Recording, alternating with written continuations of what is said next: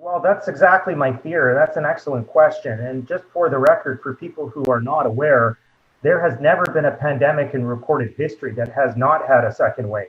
So we have to be students of history and remind ourselves that we might change to a certain extent, but viruses don't, and infectious diseases don't in terms of the principles by which they spread throughout our communities. They don't care what we do.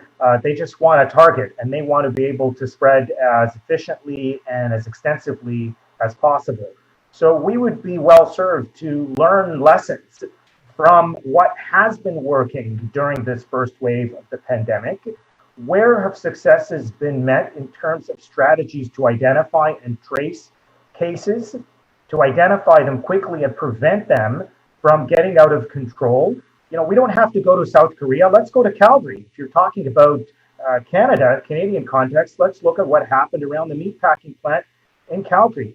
They did a very good job in being able to prevent that from becoming a whole-scale disaster across the province of Alberta because their intervention was very aggressive. They didn't stop at anything before they went to, every stone unturned to identify where potential traces of this infection could have led to.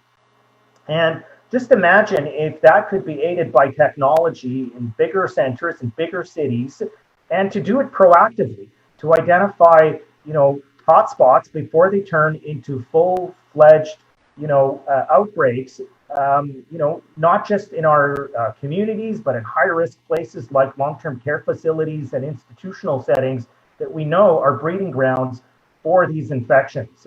We're setting ourselves up for certain failure if we deny ourselves the opportunity to utilize these resources that have been proven to be effective and tremendously helpful towards stopping a problem before it became catastrophic. So I would say, we need to take every opportunity to embrace these sorts of technologies, and provided that the privacy issues are not a major concern, the rest becomes an issue of rolling it out. How do we get our ducks in a row here to make sure that the infrastructure is created and people can adopt this as widely as possible? We need to open up ourselves to that sense of open-mindedness and not let fear get in our way, because that will certainly do us more harm than good.